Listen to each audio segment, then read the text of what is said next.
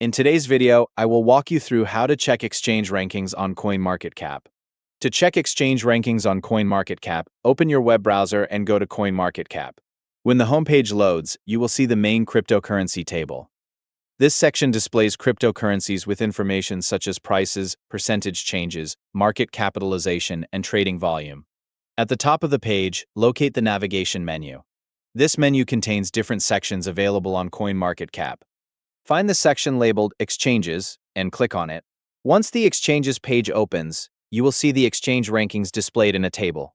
By default, the page shows spot exchanges and lists each platform with important details. Review the exchange ranking table and check the available information for each exchange. The table includes details such as 24-hour trading volume, the number of supported markets, the number of listed assets, and the overall score or rank. You can use the available tabs or filters near the top of the page to view different exchange categories.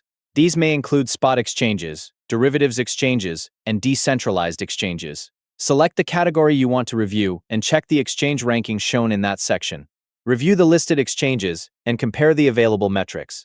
Check the ranking position, trading volume, supported markets, listed assets, and other information displayed in the table.